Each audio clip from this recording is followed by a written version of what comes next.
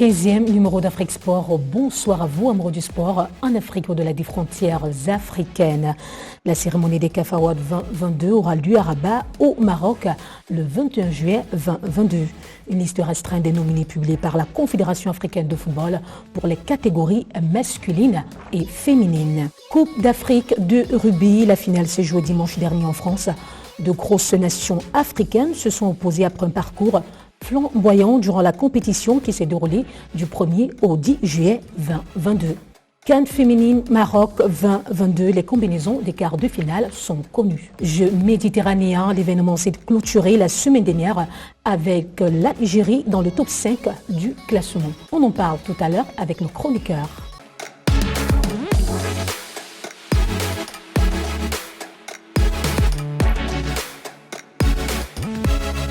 Le meilleur de l'actualité sportive de l'Afrique, c'est sur Télésud. Rebonsoir à vos fidèles téléspectateurs de par l'Afrique, de par le monde. Bonsoir Jean-Jacques Missé-Missé. Bonsoir Marceline, bonsoir Castro, bonsoir à tous les téléspectateurs de Télésud. Bonsoir Fidèle Castro. Bonsoir Gaël Marceline, bonsoir à Jean-Jacques Missé-Missé, bonsoir également à tous les téléspectateurs de Télésud. La 19e édition des Jeux méditerranéens s'est tenue du 25 juin au 5 juillet 2022 à Oran en Algérie. Cette compétition qui regroupait les pays des 3 continents qui bordent la Méditerranée s'est soldée avec 2 pays africains dans le top 10 du classement général. Si l'Italie, la Turquie et la France occupent respectivement les premières places du classement général, l'Algérie vient en 4e position avec 20 médailles en or, 17 en argent et 16 en bronze. Tandis que la Tunisie occupe la 10e place avec 6 médailles en or, 8 en argent et 13 en bronze. Le Maroc, quant à lui, est 15e avec 3 médailles en or, 13 en argent et 17 en bronze. La Libye, 24e, aucune médaille enregistrée pour nos frères libyens. En se positionnant 4e dans le top 5, l'Algérie, pays organisateur, aurait-elle démérité? Jean-Jacques Missé-Missé. Non, je pense que l'Algérie s'est battue comme elle pouvait, c'est au niveau des athlètes. Ouais. L'organisation était bonne, mais ici, ils ne peuvent rien faire. Donc ceux qui ont eu des médailles, ceux qui ont préparé leur compétition comme il fallait, je pense qu'ils ont été récompensés. Je crois que l'Algérie a le rang qu'elle mérite. Fidel Castro, l'Algérie qui réussit son pari, cela fait honneur au continent africain. Oui, on va dire que l'Algérie a réussi le pari organisationnel, c'est-à-dire que finalement les Jeux ont eu lieu dans une très belle ville d'Oran. On a surtout remarqué qu'il y a eu une poussée au niveau des infrastructures. Et au plan sécurité, on va dire qu'on a terminé une compétition avec un risque zéro de Covid.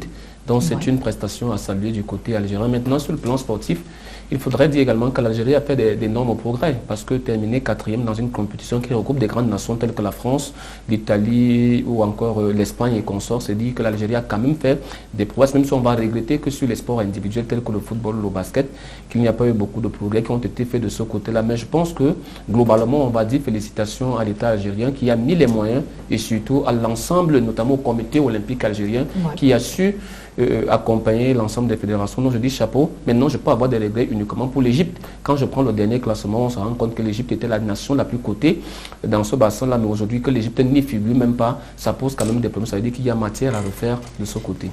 Coupe d'Afrique de rugby, la finale s'est jouée dimanche dernier en France.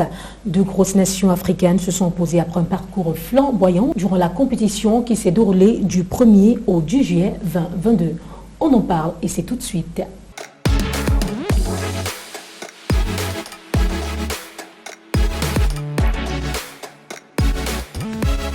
L'affiche Namibie contre Kenya a été l'occasion pour la sélection namibienne de remporter haut la main son 9e trophée sur un score de 36-0, un score synonyme de qualification pour la prochaine Coupe du Monde.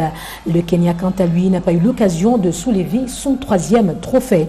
Une Coupe d'Afrique de rugby qui se joue en terre française. Comment expliquer cela, Jean-Jacques Missé-Missé? Simplement parce qu'on sait qu'en Afrique, il n'y a que l'Afrique du Sud qui peut organiser, comme elle avait déjà organisé la Coupe du Monde. Ouais. Donc je pense que c'est une question infrastructurelle, comme on dit. Et puis, je pense aussi de logistique, parce que la France est mieux placée par rapport à certains pays africains pour organiser cette compétition. Un manque d'infrastructures en matière de rugby en Afrique. Oui, surtout, parce qu'il y a des terrains de foot, c'est vrai, mais il n'y a que l'Afrique du Sud capable d'organiser jusqu'aujourd'hui capables d'organiser On peut dire que le continent africain met un accent particulier sur le football. Sur le football, et Castro soulignait ça tout à l'heure, au niveau infrastructurel, je pense que nous, les autres sports, on n'a pas encore cette, cette culture de développement. Il faut occidentale. Pour développer d'autres sports, quoi. Quoi qu'on dise, Fidel Castro, l'Afrique se doit de s'activer pour valoriser également les autres disciplines sportives. Oui, les autres disciplines sportives sont lesquelles ici, ce sont celles qui se jouent en dehors du carré vert. Ouais. Ça peut être le handball, le basketball, l'escrime et consorts. Ouais. Mais le badminton, mais là, je ne serais pas totalement d'accord avec Jean-Jacques, c'est que le rugby se pratique sur les mêmes terrains de football. Ouais. Le rugby se pratique sur un terrain de football. Maintenant, moi-même, je n'arrive pas à comprendre comment on peut délocaliser une compétition alors qu'on a l'Afrique du Sud, on a le Zimbabwe, on a le Kenya, on a le Cameroun, on a l'Algérie, on a la Tunisie. Comment on peut déporter une compétition de cette envergure pour aller la disputer en France? On peut évoquer tout, mais sur la question principale, on ne peut pas évoquer l'absence des infrastructures sportives. Parce que le rugby se joue quand même sur les terrains de football. On amène là simplement au niveau des espaces goals. Mais comment comprendre simplement, c'est parce qu'au niveau de l'International Rugby Afrique, il y a un problème. Ouais. Il y a un problème. Comme vous avez vu, Ahmad, quand il est arrivé là, on peut tout reprocher à M. Ahmad Ahmad. Mais quand il est arrivé, il a compris que le premier enjeu en Afrique, c'est d'abord le problème infrastructurel. Lorsqu'il a amené les pays africains à développer les infrastructures sportives. Aujourd'hui, le Cameroun pouvait accueillir cette compétition. Maintenant, je peux être d'accord avec vous maintenant, est-ce qu'il y a eu de la volonté politique? Là, au moins, on peut se poser des questions. Mais n'allez pas me dire que la France est mieux placée. D'ailleurs, quand vous voyez où cette compétition se sont jouées, ces n'ont rien à envier. Les Africains n'ont rien à envier avant là où la compétition se joue. Je pense que les Africains, notamment en matière de rugby, devraient, notamment l'International African Rugby, devraient plutôt s'investir aux côtés du politique à ce que les compétitions commencent à se jouer en Afrique. Certes, l'Afrique du Nord n'investit pas beaucoup dans le rugby, mais l'Afrique australe, lui, il investit. Le Zimbabwe est une grande nation de rugby. La Namibie est une grande nation de rugby. D'ailleurs, elle participe, ce n'est pas pour sa première fois qu'elle y va en Coupe du Monde. Ouais. Moi, je pense que, et c'est pas là où je voudrais terminer, c'est qu'il y a un manque de volonté. Il y a un manque de volonté et il suffit d'avoir un peu de volonté. Maintenant, de volonté de la part de qui? De la part des dirigeants de l'International African of Rugby. C'est là-bas qu'il y a problème. Ce sont eux qui ont déporté la compétition pour le continent européen. Simplement parce qu'on le voit dans les autres disciplines. Je vous ai dit tout à l'heure, c'est que comment on fait pour jouer l'African Basketball? Comment on fait pour jouer la Coupe d'Afrique des Hand? Comment on fait pour jouer la Coupe d'Afrique des Nations? Mais on ne va pas me dire que la Coupe des nations de rugby, qui elle se joue sur un terrain de football et qui n'englobe que 7 ou 8 pays, qu'on nous déporte ces compétitions pour les jouer en France. Je pense qu'il faut arrêter d'infantiliser le continent africain. C'est ce qu'on a vu une fois quand on nous a dit qu'on va aller jouer la CAN au Qatar. C'est des hérésies qu'il ne faut plus accepter. Et puis on allait jouer quoi en France, des 2 demi-finales. Je dis à un moment donné, il faudrait qu'on arrête ça. On pouvait jouer ces matchs au Nigeria, on pouvait jouer ces matchs au Zimbabwe. Je dis c'est là-bas qu'il y a un problème et je pense qu'il est grand temps que les Africains commencent à se prendre eux-mêmes au sérieux. Enough is enough, assez, c'est assez. C'est donc le coup de gueule du chroniqueur Fidel Castro. CAN féminine Total Énergie Maroc 2022. Les combinaisons des quarts de finale sont connues.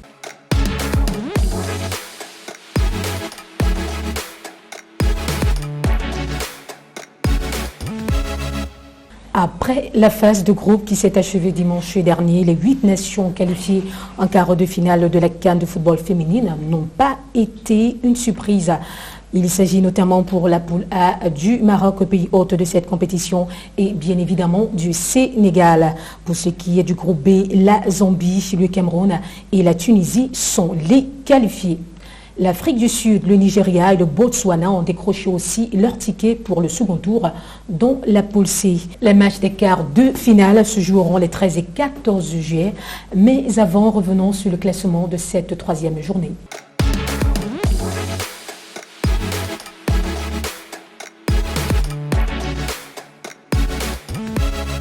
Dans le groupe A, le Maroc avec 9 points, suivi du Sénégal avec 6 points, le Burkina Faso 1 point et enfin l'Ouganda 1 point également. Dans le groupe B, la Zambie en tête avec 7 points, suivi du Cameroun 5 points, la Tunisie 3 points, le Togo 1 point. Dans le groupe C, l'Afrique du Sud 9 points, le Nigeria 6 points, le Botswana 3 points et le Burundi qui n'enregistre aucun point.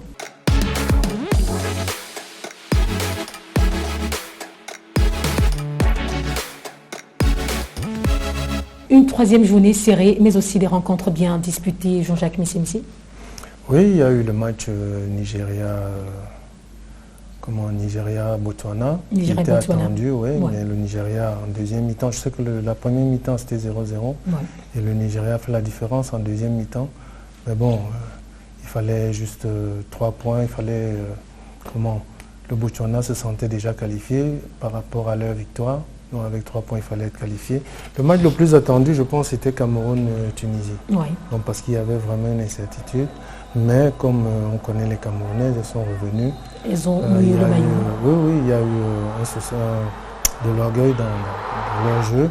On a vu une équipe disciplinée en premier mi-temps, bien disposée, qui faisait circuler le ballon qu'aux 2 premiers matchs, on n'a pas vu. Donc je pense qu'ici, les équipes attendues pour les quarts de finale ont répondu présentes. Fidel Castro, ici, on parlait de cette équipe des Lions indomptables du Cameroun. Qu'est-ce qui a fauché les Lions jusqu'ici? Bien, j'avais dit depuis le départ que cette équipe camerounaise a un problème de discours. C'est un problème psychologique, c'est un problème mental. Parce que techniquement et tactiquement, c'est des filles très élevées. Vous avez les Ngornyango, les Choudjoya Djara, les Aboudi Ongeni, les Hélène Johnson, les Marie-Aurèle Lawona. C'est des filles qui sont capées, qui ont de l'expérience. Maintenant, est-ce que le discours que le coach les tient et la mise en place tactique, est-ce que ça donnait? Depuis la préparation au Cameroun, on a noté qu'il y avait comme une fracture au niveau du vestiaire.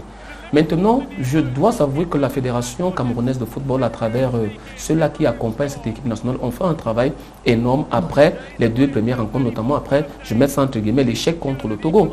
Parce que pour une première participation, c'est pas quand même avec tout le respect qu'on doit à la sélection togolaise. On a donné encore un autre élan au vestiaire des Lions. Je crois que ça a apporté un discours. On a surtout vu une équipe conquérante. On a vu des filles qui en voulaient. Vous n'avez qu'à voir les images à la fin du match où vous sentez des joueuses, notamment la capitaine, qui fait ressortir en elle toute la rage qu'elle avait à l'intérieur. C'est pour vous dire qu'on a touché le pic.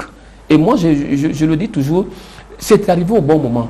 Et cette compétition, malheureusement, pour une fois encore, l'Afrique sera perdante. Parce que l'Afrique va laisser un des cadors pour aller disputer la Coupe du Monde. Parce que la première nation africaine, c'est le Nigeria. La deuxième nation, c'est le Cameroun. Malheureusement, et comme c'est toujours le cas en Afrique, parce qu'au niveau de la Confédération africaine de football, on pense à tout, mais on ne veut jamais réfléchir pour l'avenir. Parce qu'aujourd'hui, les 2 équipes, non mais c'est sérieux, les 2 équipes vont se rencontrer en quart de finale. Malheureusement, c'est comme si on va dans une compétition, on va dans une guerre et on fait tout pour perdre son meilleur lieutenant. Parce que parmi les 2, il y a un qui va rester, soit le premier en Afrique, soit le second en Afrique. Et ça, on n'a rien contre le Botswana, on n'a rien contre la Zambie, on n'a rien contre le Zimbabwe, mais ça n'a rien à voir avec la Coupe du Monde. Or, le Cameroun et le Nigeria sont les 2 seules nations qui ont déjà réussi un parcours en Coupe du Monde. Et ça, c'est pas très bien. Jean-Jacques Missi, vous partagez cette opinion? Oui, tout à fait. Je pense que quand les Européens font leur tirage, ils font toujours en sorte que certains pays ne se rencontrent pas. Ici, on devrait... Non, c'est sincèrement. Poursuivons avec les combinaisons. On peut rigoler, mais laisse-moi citer, s'il te plaît. On peut rigoler, mais je pense que le fait que le Cameroun ou le Nigeria sera éliminé, c'est un handicap pour la Coupe du Monde, sérieusement. Et là, on est en train de voir les matchs de Coupe d'Europe. C'est vraiment un autre niveau, c'est un haut niveau. Donc là, nous devons avoir des équipes qui ont déjà participé à cette compétition, qui ont de l'expérience. Poursuivons avec les combinaisons des quarts de finale de la Coupe d'Afrique des Nations féminines. Maroc 20-22, Afrique du Sud contre Tunisie, Zambie contre Sénégal, Cameroun contre Nigeria, Maroc contre Botswana. Il est à noter que la Tunisie et le Botswana ont été qualifiés en tant que meilleur 3e. Fidel Castro, à quoi pourrait-on s'attendre? Afrique du Sud contre Tunisie, on n'y voit pas de course.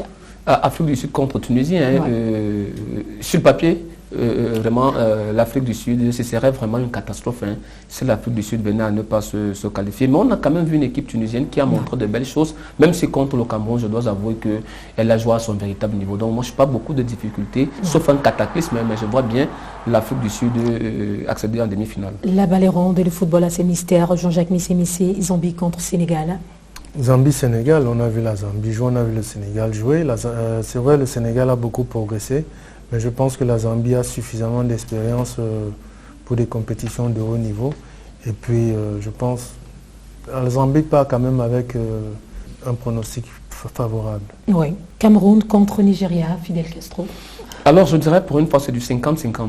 50-50 50-50 parce que c'est les deux nations les plus capées en Afrique et c'est les deux nations qui se chevauchent sensiblement. Et elles sont arrivées dans cette compétition avec beaucoup de certitudes, mais à présent, on a beaucoup d'incertitudes. Je crois que le Nigeria sera privé de sa meilleure joueuse qui est Oziza Oshoala, qui est blessée depuis. Le Cameroun sera privé également de deux métronomes au niveau du milieu de terrain, notamment les deux, Jeannette Ngok-Nyango et Modi Ngok. Ça veut dire ici que les deux équipes sont amputées des forces. Maintenant, je dis c'est du 50-50 et ça va se jouer au mental.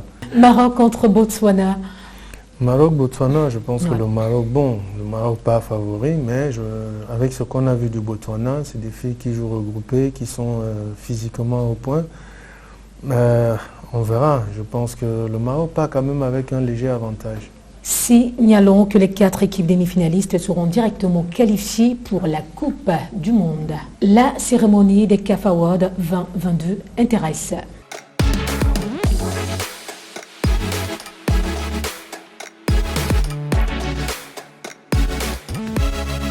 La Confédération africaine de football a publié des listes de nominés pour les catégories des CAF Awards 2022 qui se tiendront le 21 juillet prochain au Maroc. Ces listes comprennent la crème des stars actuelles et certains des artistes qui ont écrit l'histoire du football africain ces derniers mois. Il s'agit notamment des catégories joueurs de l'année, joueurs interclub de l'année, jeunes joueurs de l'année, entraîneur de l'année, équipe nationale de l'année, enfin club de l'année. Pour être bref, intéressons-nous à 3 catégories. Jean-Jacques Missi, en ce qui concerne la catégorie joueur de l'année, on note 10 nominés. On connaît le résultat final, je pense, avec Sadio Mané qui va reprendre ce trophée. Comme il l'a déjà fait il y a des saisons, donc, avec le Sénégal qui est champion d'Afrique. Trop facile. C'est trop facile. Il a fait une très bonne saison avec son club Liverpool et puis le parcours du Sénégal qu'on connaît. Donc, je pense qu'il part favori. Voilà, Sadio Mané qui n'est donc pas le seul. On a Riyad Mahrez de l'Algérie, du Manchester City, Vincent Aboubakar du Cameroun, Sébastien Haller de la Côte d'Ivoire, Mohamed Salah de l'Égypte, Naby Keïta de la Guinée, Achraf Hakimi du Maroc, Edouard Mendy du Sénégal, Khalidou Koulibaly du Sénégal, Sadio Mané du Sénégal, Fidel Castro. Non, mais je vais rejoindre Jean-Jacques. Le podium, il est quasiment connu. On sait qu'on va retrouver Sadio Mané qui est au réalité de son titre de champion d'Afrique également, qui a qualifié le Sénégal pour la Coupe du Monde. Il a également remporté la Coupe du Monde interclub. Maintenant, il y a le deuxième qui est Mohamed Salah qui est son partenaire de club. Maintenant, je crois que la place va se disputer, la troisième place va se disputer entre Edouard Mendy, qui est le meilleur gardien africain, et Vincent Aboubakar qui a terminé meilleur buteur de la CAN avec quand même 8 buts, ce qui est de l'inédit depuis la création de cette CAN. Donc moi je pense qu'il n'y a pas beaucoup de suspense en ce qui concerne le tableau masculin. Sadio Mané, c'est votre choix sur ce plateau d'Afrique Sport. C'est une liste tout de même serrée. Fidel Castro.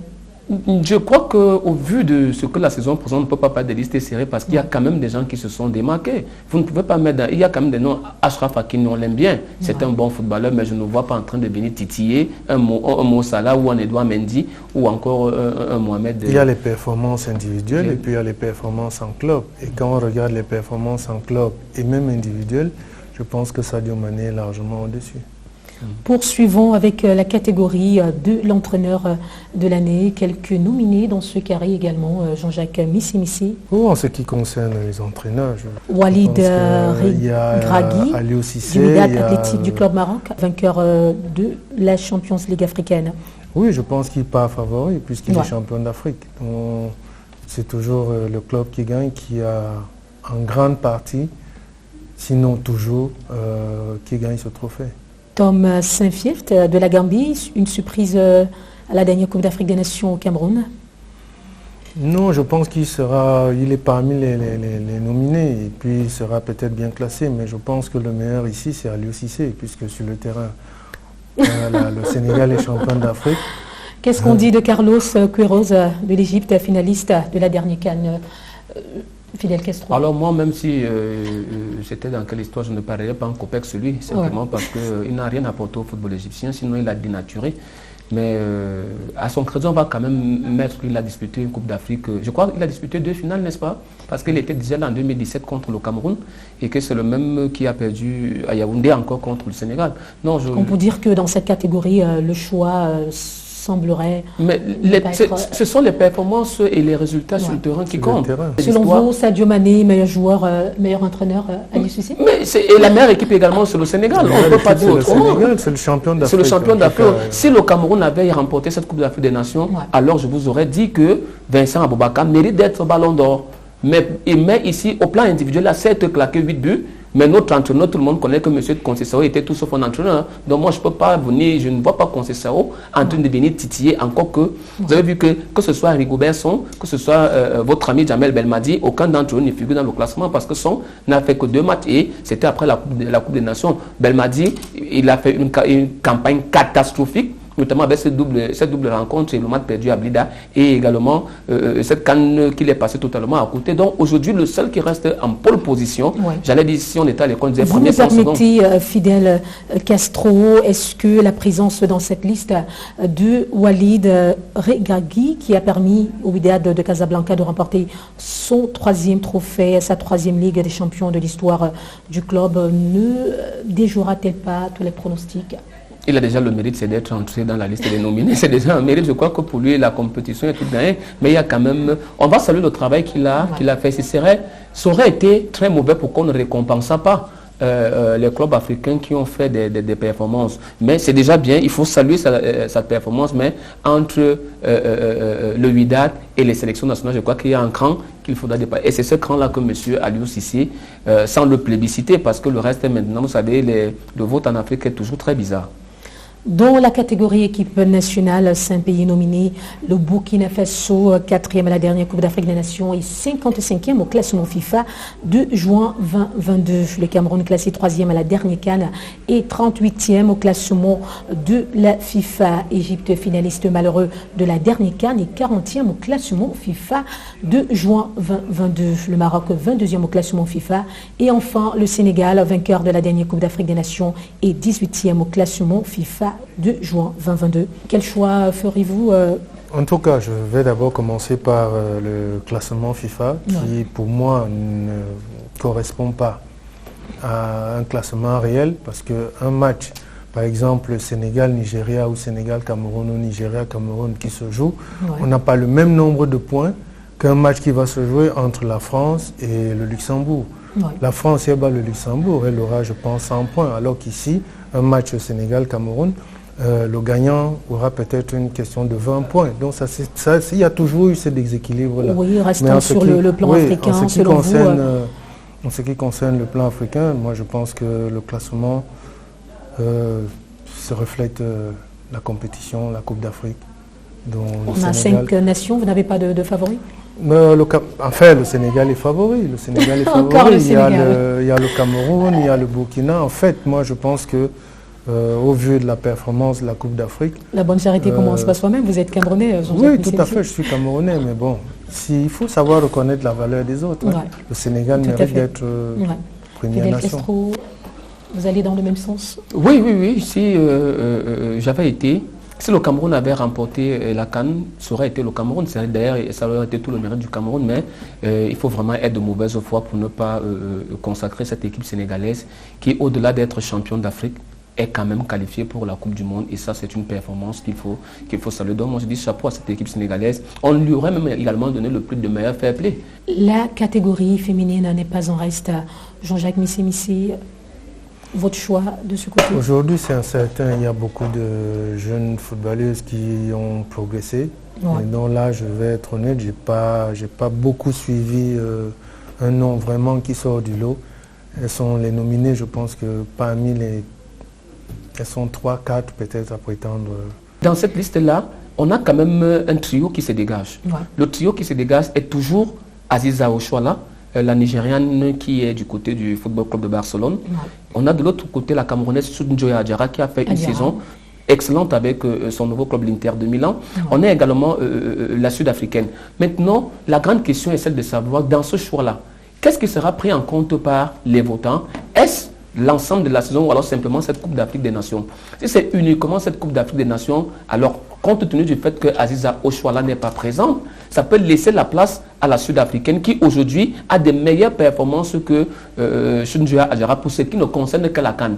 Parce qu'il me semble que le vote aura lieu bien après, c'est-à-dire à la veille de cette finale. Donc je pense qu'aujourd'hui, les trois, on va forcément les retrouver dans le trio. Mais si on se tient uniquement aux performances sur l'ensemble de l'année civile, je crois que la Nigériane est bien partie pour remplir pour une deuxième fois. Mais maintenant, si on va intégrer le facteur Coupe d'Afrique des Nations, on peut s'attendre à une surprise. Pourquoi ne pas? Rappelons que les gagnants de chaque catégorie seront désignés par un jury composé de la commission technique de la Confédération africaine de football, des professionnels des médias, d'entraîneurs, de capitaines, d'associations membres et des clubs impliqués dans la phase de groupe des compétitions interclubs pour la saison 2021-2022. C'est la fin de ce 15e numéro d'Afrique Sport. Merci Jean-Jacques Missi. Merci Fidèle Castro. Merci à vous également, fidèles téléspectateurs de Télésud RDV. La semaine prochaine, White Note, pourquoi pas, si possible.